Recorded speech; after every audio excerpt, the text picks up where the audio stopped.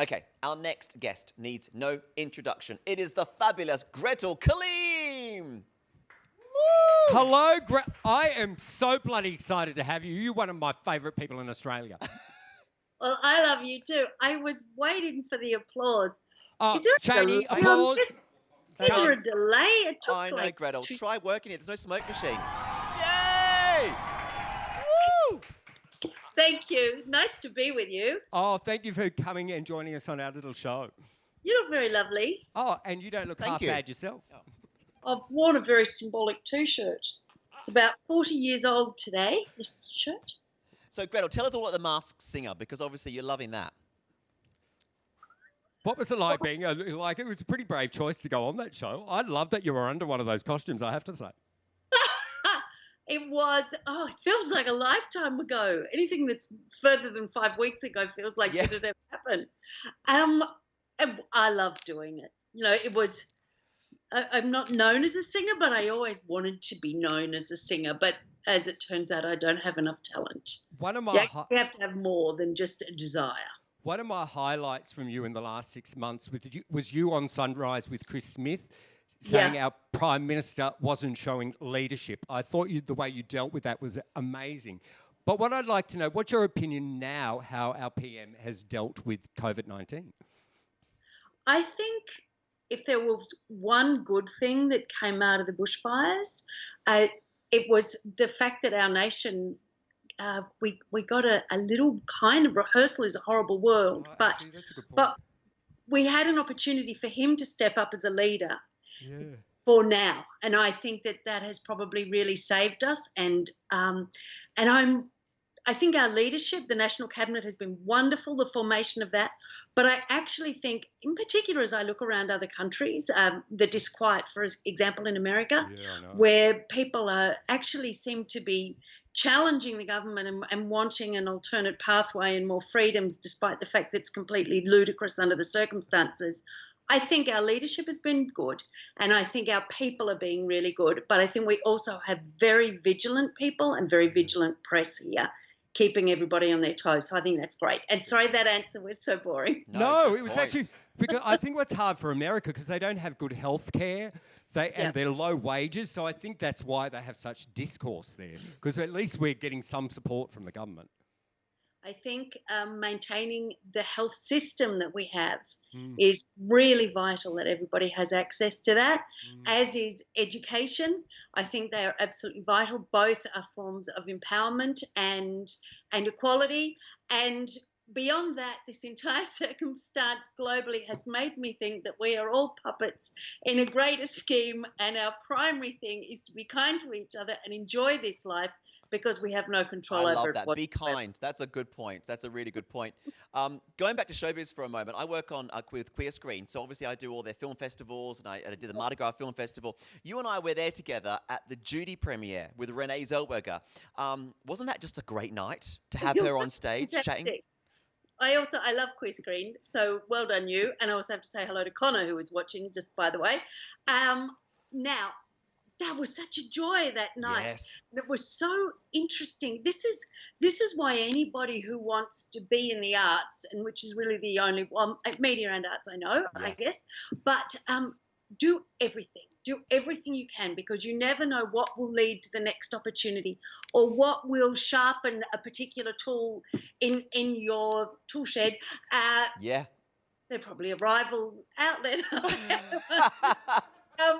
But you never know. And in that particular circumstance, I was familiar with I'd interviewed people before and trodden on some toes inadvertently. And I'm aware that when someone is traveling around the world talking about a production, it can be really tedious for them, because they get asked the same questions again and again and again.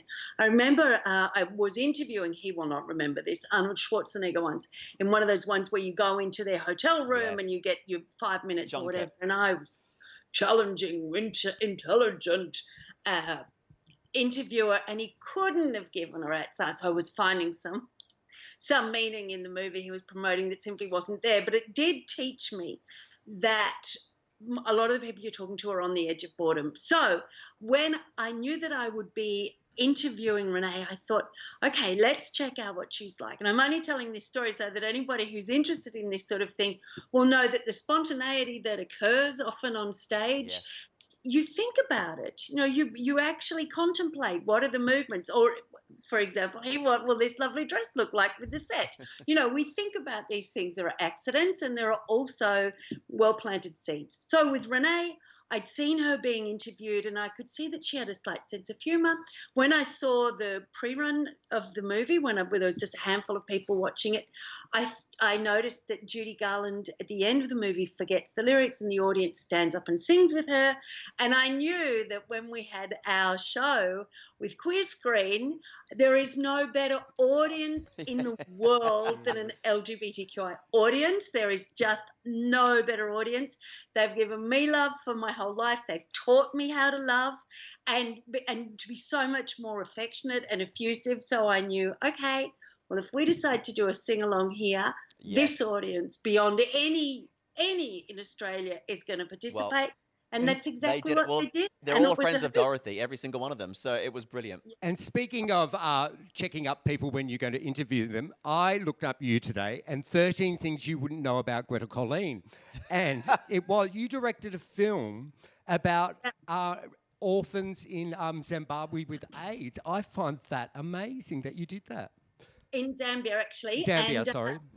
Yep. I was a Goodwill Ambassador for UNICEF for for about 7 years. And yeah, I mean, AIDS was an extraordinary illness. Of course, many people live with it now, which is absolutely wonderful. But when that crisis first came, and I was living in Darlinghurst, my children were there. Just after that, I moved to Darlinghurst, and of course, with the hospice just there, and it was such a male gay environment then, and it was so devastating to see so many people suffering from it. But it continued, of course, once it had control here, which is similar to our situation, but required great foresight for people to get control of that. But in other countries, they didn't have it. So I took my children. I wanted to explore AIDS and the orphans of AIDS, and my children were about 12 and 15, and so they interviewed the other children. We travelled all around the place. It was a profound experience, and it makes it. I think if you're in the public eye, I think if you're in the public eye, you have a responsibility to know and experience as many things as you possibly can. So you're not sitting there from this ignorant platform. But I also think, just as a human being, we agonize, what's the meaning of life? And I really think just live.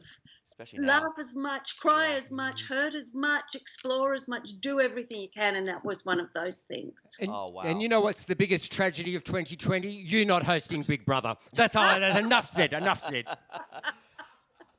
Thank you, Gretel. Thank you. Thank you so much. Thank you. I love your show. I love you, Gretel. I love Thank how you. humane you are and all the stuff you do. You're a really incredible human. I just adore you. Thank you. Thank Bye-bye. you so much. Bye-bye.